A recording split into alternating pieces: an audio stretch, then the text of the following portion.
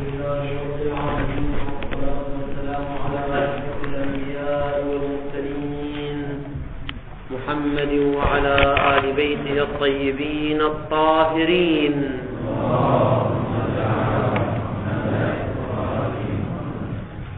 كان كلامنا ولا يزال في المقدمة الثانية حول اسم الزمان كالمولد والمبعث والمقتل وغير ذلك، فهل يمكن أن يكون داخلا في البحث الأصولي عن المشتق أو لا يدخل في البحث الأصولي عن المشتق؟ قلنا ثلاثة أقوال. القول الأول ما ذهب إليه المشهور والمصنف من أنه داخل في بحث المشتق. القول الثاني ما ذهب إليه صاحب الفصول من أنه لا يدخل في بحث المشتق. لماذا؟ لاتفاقهم وللقطع واليقين بأنه موضوع للأعم. الرأي الثالث يقول لا يدخل في المشتق للقطع واليقين بأنه موضوع للأخص. لماذا؟ قلنا سابقا لأن الزمان من الأمور التدريجية التي تتصرم وتنقضي، ولا يوجد الجزء اللاحق إلا بعد انعدام الجزء السابق. فحينما نقول مبعث أو مولد فهذا الوصف والعنوان تعلق بالزمان بلحظة زمانية، وهذه اللحظة الزمانية ذاتها قارة أم تدريجية؟ الزمان ذاته ليست قارة، وهذا يعني أنها تنعدم، وإذا انعدمت جاءت ذات أخرى بعدها. فالمقطع الأول من الزمان الذي حصل فيه المبعث، هذا المقطع من الزمان ذاته انتهت، وما جاء بعده بسنة سنتين 1000 سنة هذه ذوات أخرى، لأن الزمان لا توجد فيه الذات الأخرى والمقطع الثاني إلا بعد انعدام الأول. وهذا يعني اختلال الخصوصية الثانية التي ذكرناها للمشتق الأصولي، اللي هي شنو الخصوصية الثانية؟ أن الذات باقية سواء وجد الوصف والتلبس أم انقضى الوصف والتلبس، بينما هنا لا، الذات هي المقطع الزماني الذي وقع فيه المبعث، وهذه الذات صالحة للبقاء بعد التلبس أو ليست صالحة للبقاء؟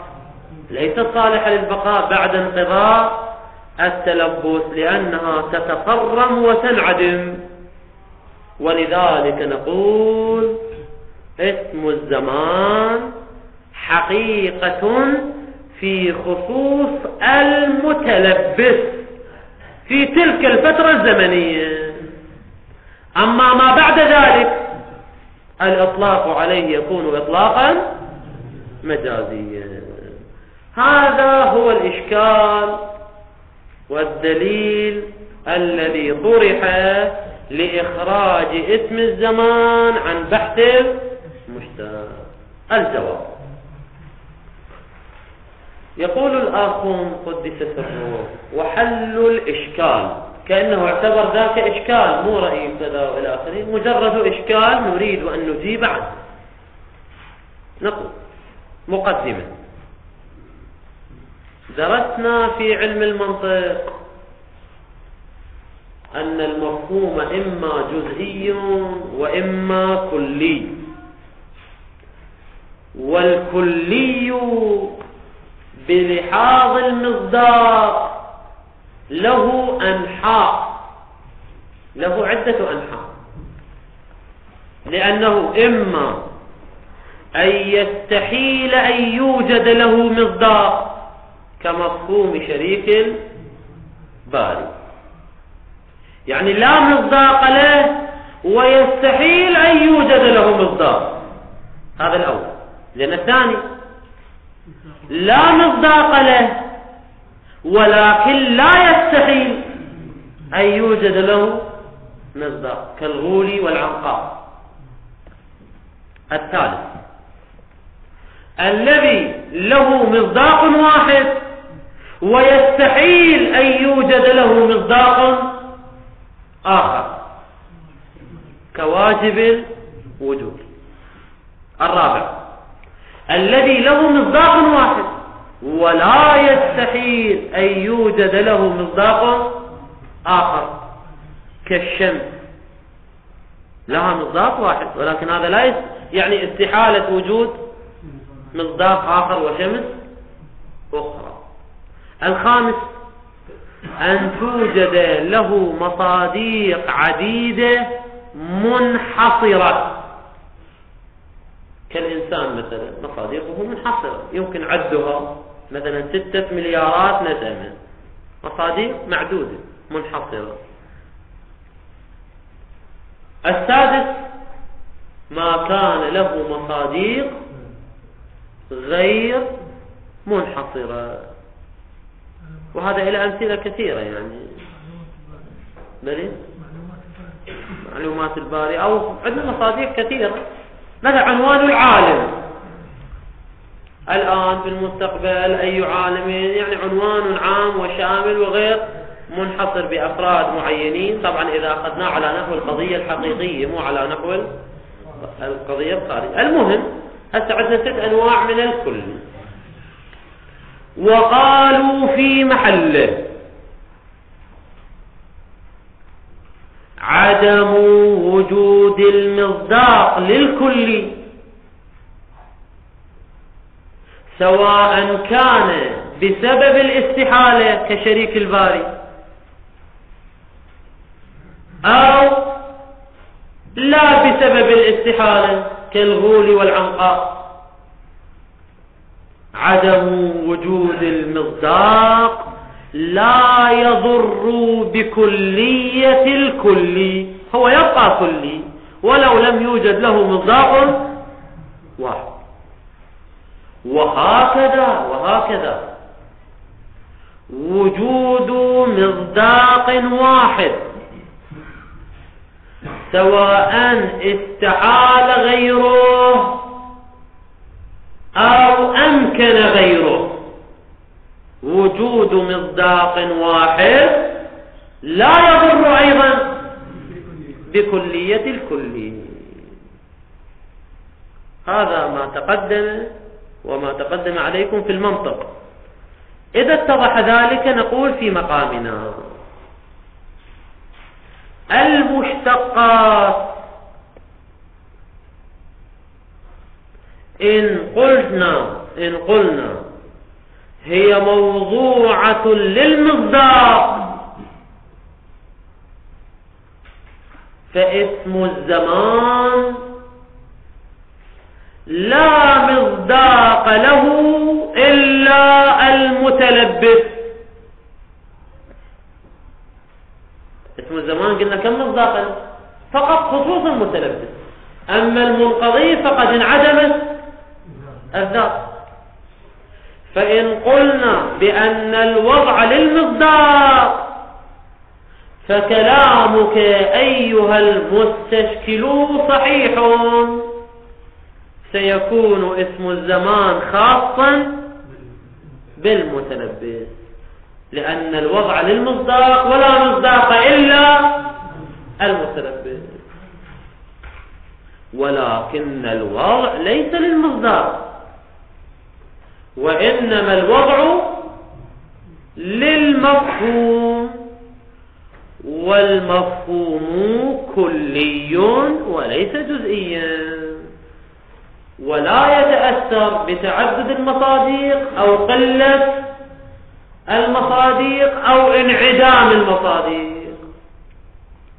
ولذلك المشتقات كلها موضوعة لمفاهيم كلية،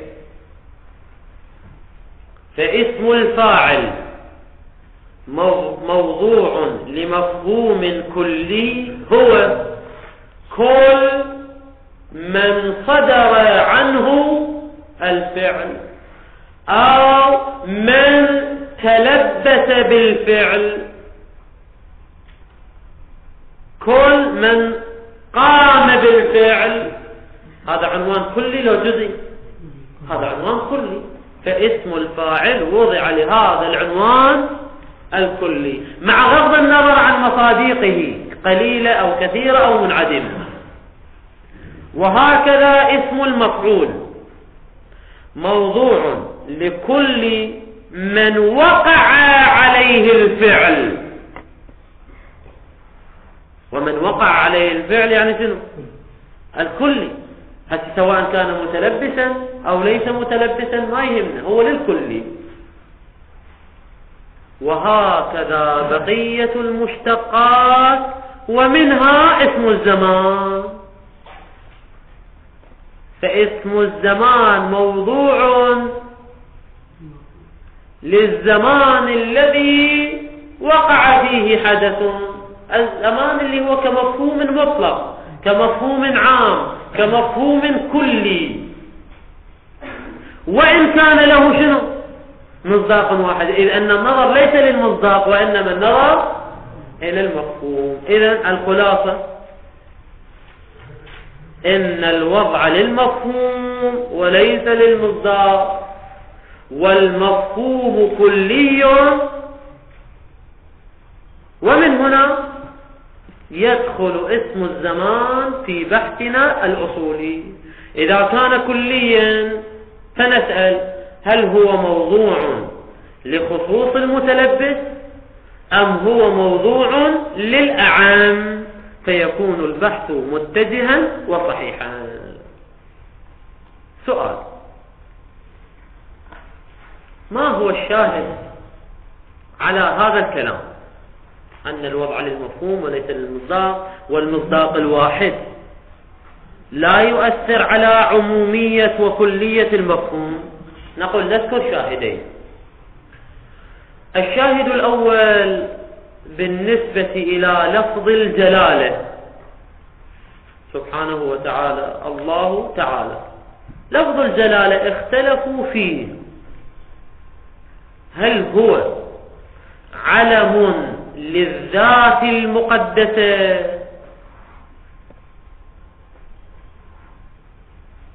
فيكون جزئيا، أم هو كلي يدل على الذات الحاوية لجميع صفات الكمال والجمال؟ وهذا المفهوم الكلي له مصداق واحد، فوقع الخلاف أن هذا اللفظ هو علم للذات المقدسة فيكون جزئيا، أو لا هو شنو؟ أو هو كلي. ماذا نستفيد من ذلك؟ نستفيد من ذلك أن وحدة المصداق لا تصير المفهوم جزئيا، لأن المصداق هنا واحد، فلو كان المصداق واحدا يؤدي إلى كون المفهوم جزئيا لما وقع هذا النزاع في كون هذا اللفظ وضع للذات أو وضع للكلي. ما زال أن هذا النزاع قد وقع. إذن كون المصداق واحدا لا يضر ولا يتنافى مع كون المفهوم كليا، فاللفظ يوضع للكل وإن كان له مصداق واحد.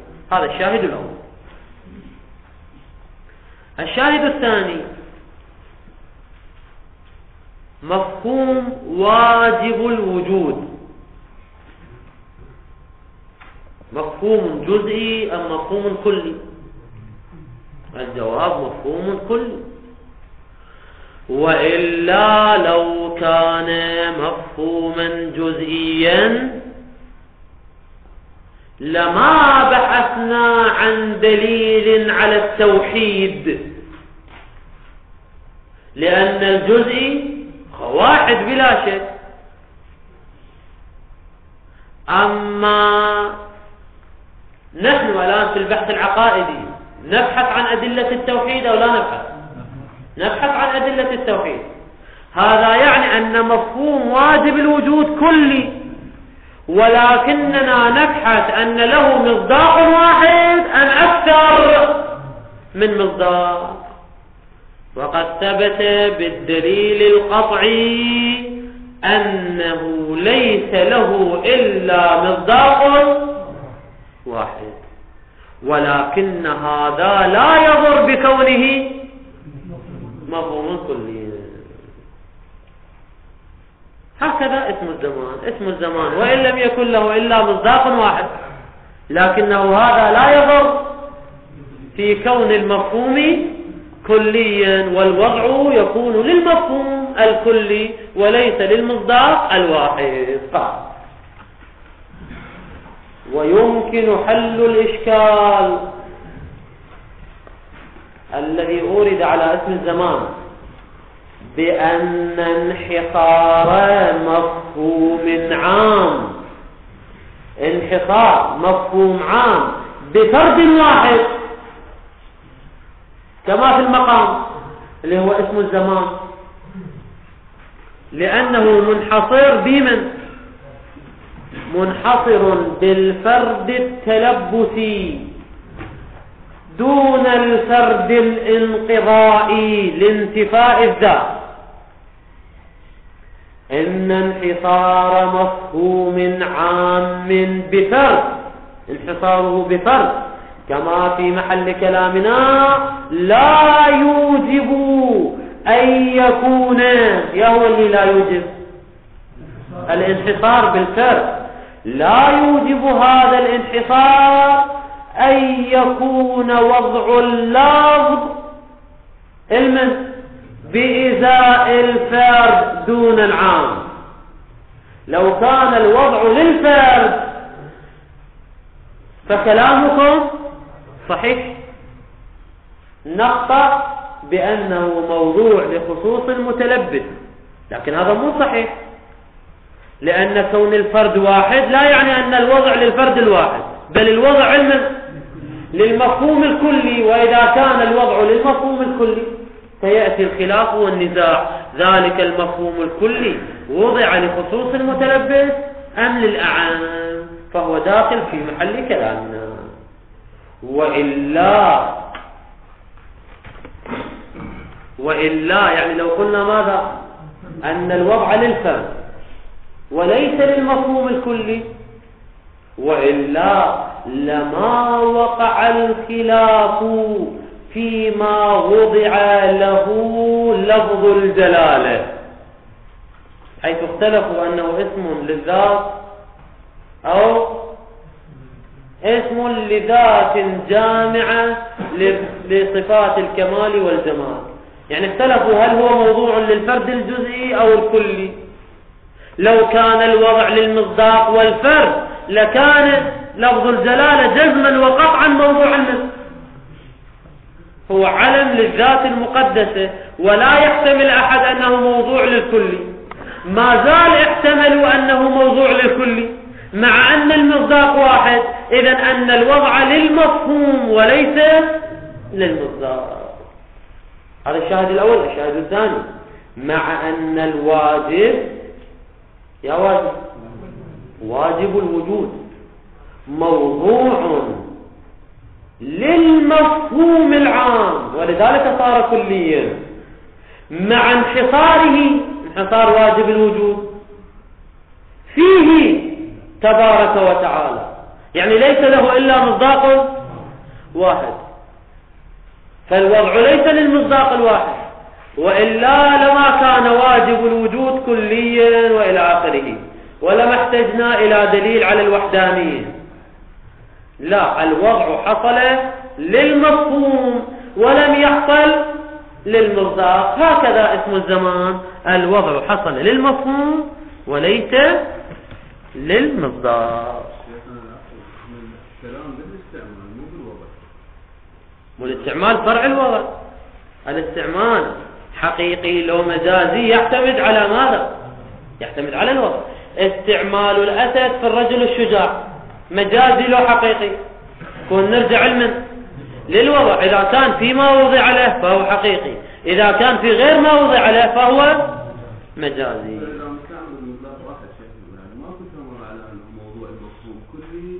لا، ما قلنا يستعمل في مصداق واحد، هذا ما قلنا. له مصداق واحد، فاستعماله في مصداق آخر حقيقي أم مجازي؟ إن قلنا أنه موضوع للمصداق الواحد فاستعماله في المنقضي وهو المصداق الآخر يكون مجازيا. أما إذا قلنا بأن الوضع ليس للمصداق وإنما للمفهوم، فالمفهوم كما يصدق على المصداق الأول يصدق على المصداق الثاني. حتى المصداق الثاني سواء كان افتراضي حقيقي ما يهمنا، يعني زين. ثالثها، يعني ثالث المقدمات التي نطرحها في بداية بحث المشتق، خروج الأفعال والمصادر من النزاع. تقدم أن الضابطة الأساسية في المشتق الأصولي تشتمل على خصوصيتين. الخصوصية الأولى هي أن يكون الوصف منتزعا من الذات جاريا على الذات ومتحدا معها بنحو من الاتحاد، بحيث يمكن حمله، حمل المشتق على الذات حملا هويا، حمل هو كما في قولنا زيد ضارب، فيصح حمل هو. هذا ما قلناه في الضابطة الأولى. الآن ما يهمنا الضابطة الثانية. إذن هذه الضابطة هي ضابطة جامعة مانعة حسب نظرنا، ولذلك كل مشتق، كل لفظ يصح حمله على آخر ويكون متحدا مع الذات، هذا نطلق عليه مشتق بالبحث الأصولي، سواء كان مشتقا حسب الاصطلاح النحوي أم كان جامدا ككلمة الزوج والزوجة والحر والرق وغير ذلك. المهم هو هاي الضابطة أن يحمل على الذات ويتحد معها، وكلمة الزوج والزوجة والمملوك وغير ذلك يحمل على الذات ويتحد معها. وبهذه الضابطة نخرج الأفعال والمصادر عن حريم النزاع عن المشتق أو في المشتق. لماذا نخرج الأفعال والمصادر عن النزاع في المشتق الأصولي؟ الجواب: أما المصادر، نفصل المصادر والأفعال. أما المصادر فهي على نوعين: مصادر مجردة ومصادر مزيدة. أما المصادر المجردة الثلاثية أو الرباعية، الثلاثية مثل الأكل والشرب والضرب والقتل وغير ذلك، أو الرباعية المجردة مثل القيام. نقول المصدر إذا كان مجردا سواء كان ثلاثيا أو رباعيا فهو على كلا الفرضين لا يسمى مشتقا. لماذا؟ لأنه هو المشتق منه وليس هو المشتق، هو مصدر الاشتقاق وليس هو المشتق. مثلا الضرب ليس مشتقا من غيره، وإنما نشتق منه ضارب، مضروب، يضرب إلى آخره. فإذا المصدر المجرد هو مبدأ الاشتقاق وهو المشتق منه وليس هو المشتق، فهو خارج عن محل كلامنا وبحثنا. نعم، إن قيل لا مو منفع، إن قيل على حسب بعض الأقوال إن المصدر مشتق من اسم المصدر، أو على رأي بعضهم المصدر مشتق من الفعل، فقلنا مشتق من الفعل أو قلنا مشتق من اسم المصدر كما ذهب إليه البعض، حينئذ يصح الكلام أنه إذن هو شنو؟ مشتق. لكن الآن نريد أن نقول حسب القول المشهور، وهو شنو؟ أن المصدر هو المصدر والأساس للاشتقاقات، فهو ليس مشتقا وإنما هو المشتق منه. ونفس الكلام في المصادر المزيدة، سواء كانت رباعية أو كانت شنو؟ ثلاثية مزيدة، كإكرام. إكرام مصدر مزيد، لكن أصله شنو؟ ثلاثي، وهو كرم. كرم زيد فيه فصار إكرام. المصدر المزيد لا يرد فيه ما قلناه قبل قليل، وهو شنو؟ أنه لا يسمى مشتقا لأنه شنو؟ غير مشتق من غيره، بل غيره يشتق منه. هذا الجواب لا يأتي في المصدر المزيد، لأن الإكرام مشتق من غيره أو ليس مشتق من غيره؟ مشتق من الكرم. كلمة كرم أضيفت إليها بعض الإضافات وصارت شنو؟ مصدرا مزيدا. ولكن نجيب عنهما بجواب آخر، نقول هذا جواب آخر. شيخنا حاصل الجواب الأول ما له علاقة احنا قلنا سواء كان مصدر اشتقاق أو مشتق، احنا لنا علاقة انه يرجع على الذات وما يرجع على الذات، فإنه لأنه مبدأ هو هذا إشكالنا الثاني، هذا جوابنا الثاني. لا، الجواب الأول ما له مكان. ليش ما له؟ لأنه مبدأ اشتقاق ما له علاقة، احنا ما له علاقة بالمشتق النحوي. طبعا على كلام أنه يشمل حتى الجوامد، وهذا كلامك إشكالك يصير واضح. كلامك يصير واضحا أنه إذا طبقنا بحث المشتق حتى على الجوامد إذا لا ننظر أنه شنو؟ مشتق من غيره أم يشتق منه غيره. صحيح كلامك. لكن الآن لو أبينا عن دخول الجوامد في عنوان المشتق كما قال المصنف قدس سره، لو أبينا عن ذلك وقلنا المشتق مختص بما يشتق من غيره، فالمصدر لا يشتق من غيره، المصدر المجرد.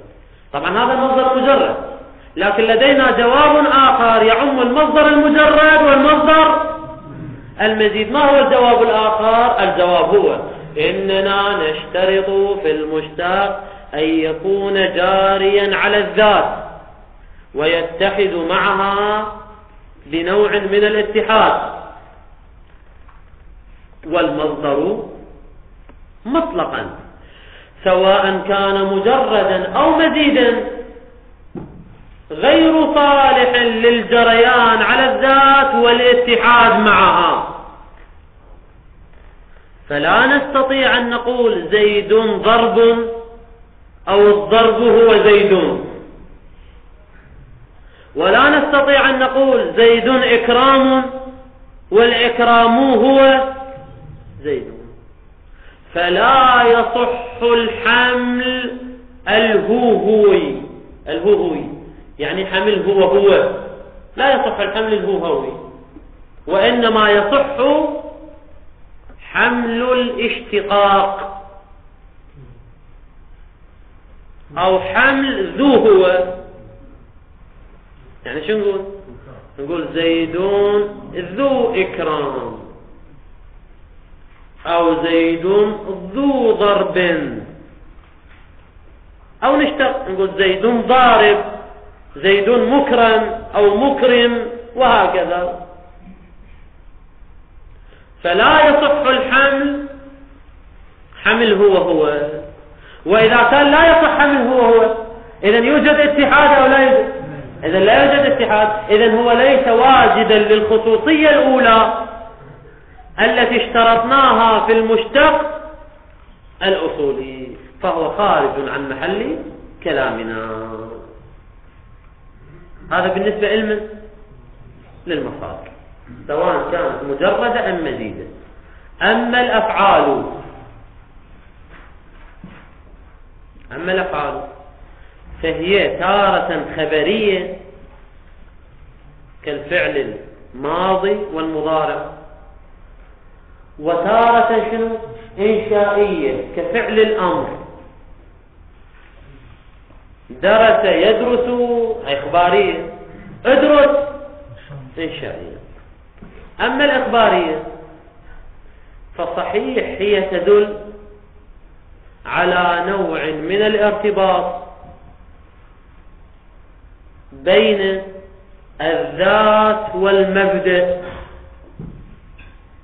يعني نسبة الفعل إلى الفاعل. ضرب تدل على نسبة الضرب إلى فاعل، يضرب نسبة الضرب إلى فاعل أيضا، صحيح تدل على ذلك، ولكنها لا يصح حملها على الذات حمل هو. فلا نستطيع أن نقول زيد هو ضرب وضربه هو زيد هو يضرب، يعني نفس كلمة يضرب، ويضرب هو زيد، هذا غير صحيح، إذ لا اتحاد بينهما. وإذا كان لا اتحاد بينهما فلا يسمى مشتقا بالمصطلح الأصولي. أما ما دل على الإنشاء فعل الأمر فكذلك، وإن دل على طلب الفعل من فاعل ولكنه لا يدل على الاتحاد بينهما، فلا نستطيع أن نقول زيد هو اضرب هو زيد. وبما أنه لا اتحاد في البين فلا يدخل في حريم البحث والنزاع عن المشتق الأصولي. فالمصادر المجردة والمزيدة والأفعال ترى كلها خارجة عن حريم البحث الأصولي عن المشتقات. ثالثها خروج الأفعال والمصادر من النزاع، أنه ضمير الشأن من الواضح خروج الأفعال والمصادر المزيد فيها. هاي المزيد فيها صفة علما للمصادر، ما ترجع للأفعال، لأن الأفعال سواء كانت مجردة كضرب أو مزيدة كضارب، كل الأفعال خارجة عن حريم البحث الأصولي سواء كانت مجردة أو مزيدة. أما المصادر احنا قلنا سواء كانت مجردة أو مزيدة أيضا هي خارجة عن حريم البحث الأصولي، ولذلك هذا القيد لا معنى له. الأفضل أن شنو نحدث هذا قوله المزيد فيها، لا، الواضح خروج الأفعال والمصادر مطلقة سواء كانت مجردة أم كان مزيدا فيها. أما لماذا ذكر هذا القيد؟ يعني كأنه لا فائدة من خروج الأفعال والمصادر عن حريم النزاع في المشتق الأصولي. لماذا؟ لكونها غير جارية على الزواج. يعني شنو غير جارية على الزواج؟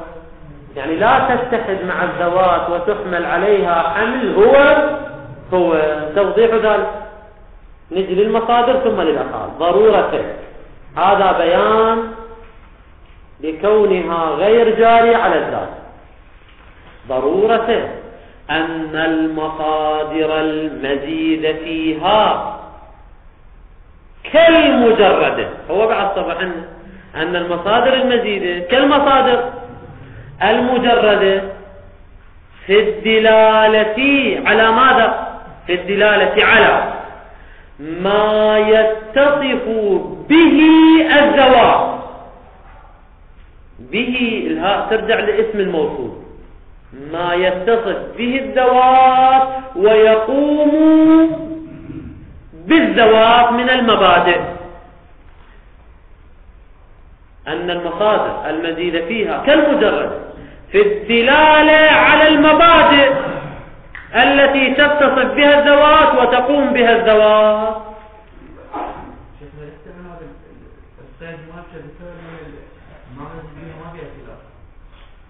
هو احنا نريد نقول شنو؟ أنها غير داخلة. ليش غير داخلة؟ لأن كليهما فاقدة للضابطة. حتى وقع الخلاف فيها أو لم يقع، احنا نريد نقول أصلا خارجة، فشون وقع فيها الخلاف أو لم يقع؟ إذا وقع الخلاف فيها إذن هي داخلة في البحث، صح ولا لا؟ إذا وقع البحث والخلاف فيها إذن هي داخلة في البحث. نحن نريد أن ندعي أنها أصلا خارجة عن البحث. بعبارة أخرى أفضل نقول خروج المجرد أوضح وأجلى من خروج المزيد. زين. أو تقدر طبعا لهاي دعوة ذكرناها في الدرس السابق أنه النحويون يدعون دخول المصدر المزيد وين؟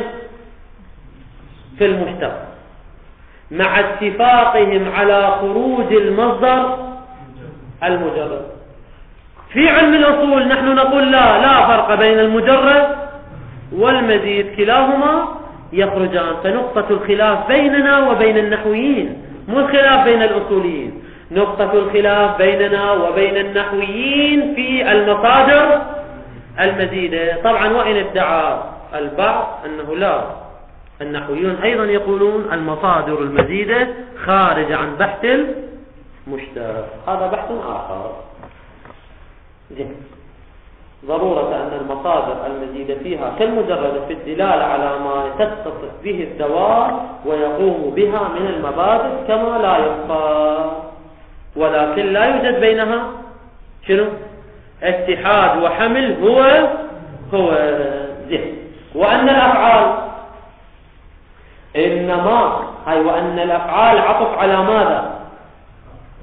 عطف على قوله ضرورة أن المصادر كذا وكذا، وضرورة أن الأفعال إنما تدل على قيام المبادئ بها، يعني بالذات أو بالذوات.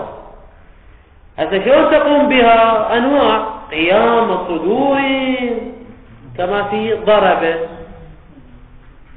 ضرب قيام صدور، أو إيجاد مثل أكل وشرب، أو حلول مثل مرض، لأن المرض يحل في الدرس. هذا وين؟ في الأفعال الخبرية. الآن نجي للأفعال الإنشائية. أو طلب فعلها كما في الأفعال الآمر اللي شنو؟ صلي، تصدى، انتبه وغير ذلك. أو تركها كما في النواهي، لا تأكل، لا تشرب، لا غير ذلك إلى آخره. وأن الأفعال إنما تدل على قيام المبادئ بالزواج، قيام صدور أو حلول أو طلب فعلها أو تركها منها، يعني من الذوات، على اختلافها. اختلاف من؟ مو اختلاف الذوات، لا، اختلاف المبادئ. يعني قيام المبادئ بهذه الأنحاء من القيام على اختلافها، يعني على اختلاف المبادئ اللي هي شنو قلنا؟ المبادئ كم نوع ذكرناها؟ الفعلية والشأنية والصناعة والملكة، على اختلافها تدل على ذلك، فهي خارج عن محل كلامنا لأنها لا تجري على الذات وغير متحدة مع الذات. إزاحة شبهة، طبعا فقط بداية المطلب. قالوا في علم النحو الكلمة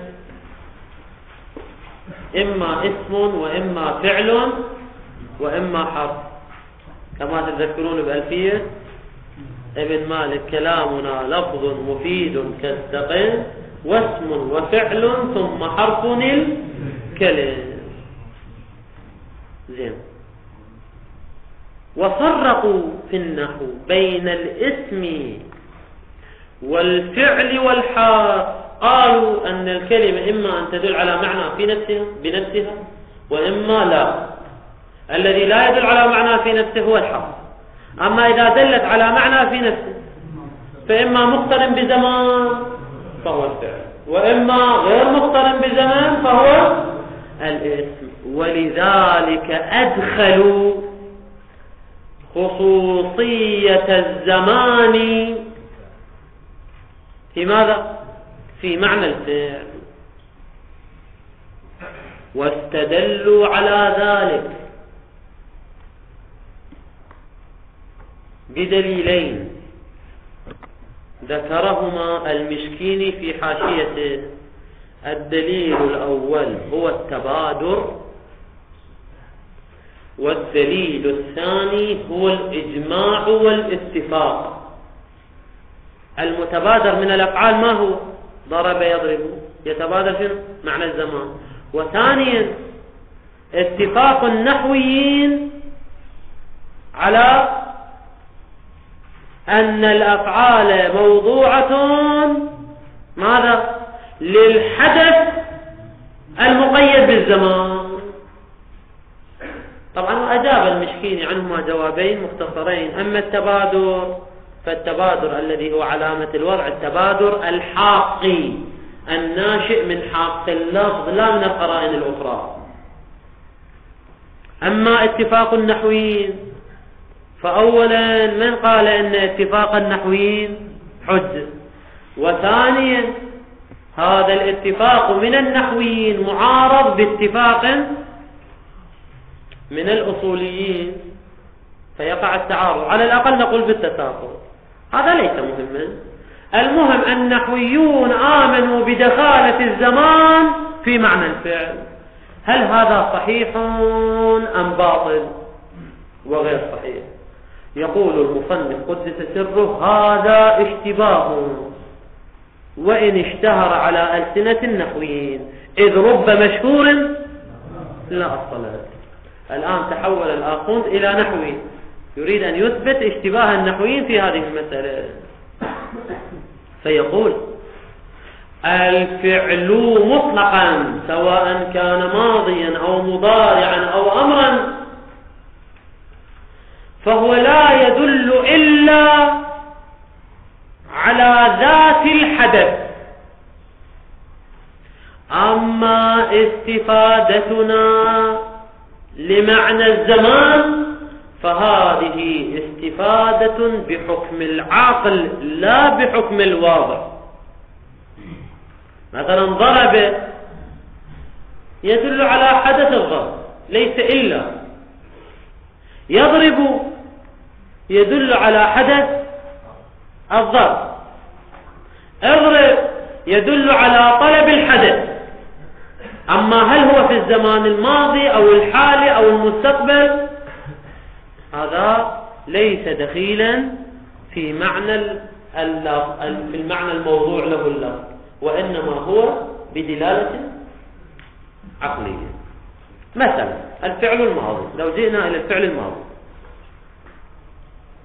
الفعل الماضي حينما نقول ضرب زيد، هذه الجملة لا تدل إلا على نسبة الفعل إلى فاعله. نسبة الضرب إلى لزيد، نسبة الضرب إلى زيد ليس إلا. ولذلك إذا نحلل كلمة ضرب نلقى عندها شنو؟ فيها مادة وهيئة. مادتها ما هي؟ الضرب، وهو المصدر، مجرد الضرب لا علاقة له بالزمان. والهيئة تدل على صدور هذه المادة من الفاعل، وهذا أيضا لا علاقة لها بالزمان. وهكذا نفس الكلام نقوله في يضرب، فيه مادة وفيه هيئة. ما هي مادته؟ الضرب، المصدر، والمصدر يدل على زمان أو لا يدل على الزمان؟ لا يدل على أصل الفعل، على أصل المعنى، ما له علاقة بالزمان. أما الهيئة فتدل على نسبة هذا الحدث إلى الفاعل بدون شنو؟ أن يكون مدلولا لها الزمان. الزمان لا يكون مدلولا لا للمادة ولا مدلول للهيئة، ولذلك هي خالية عن معنى الزمان. زين، أكو كلام كثير آخر، نقرأ هذا المقدار. إزاحة شبهة.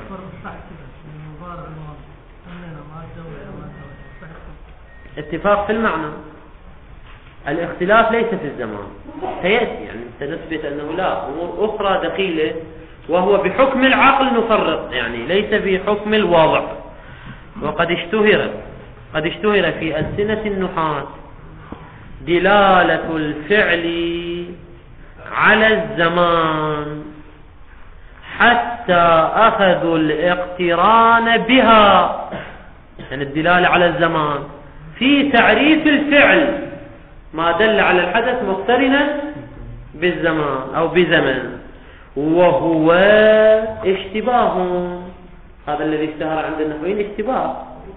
لماذا؟ يقول ضرورة عدم دلالة الأمر ولا النهي عليه. هاي طبعا ما شرحنا أصل المطلب، أن الفعل الماضي أو الفعل المضارع أو الفعل الآمر يدل على ماذا؟ له مادة على أصل الحدث، وله هيئة على النسبة. هكذا فعل الأمر والنهي. مثلا اضرب نفس فعل الأمر، نتكلم عن الماضي والمضارع، نفس الكلام وين؟ كلام اضرب أو لا تأكل، كلاهما له مادة وله هيئة. بمادته لا يدل إلا على الحدث، بالهيئة يدل على طلب هذه المادة أو النهي عنها، يعني إما الإرسال وإما الزجر بدون النظر إلى دخالة الزمان في ذلك. لذلك يقول ضرورة عدم دلالة الأمر ولا النهي عليه، يعني على ماذا؟ على الزمان، لا بمادته ولا بهيئته. سيأتي تتمة المطلب إن شاء الله. والحمد لله رب العالمين، وصلى الله على محمد وآله الطاهرين.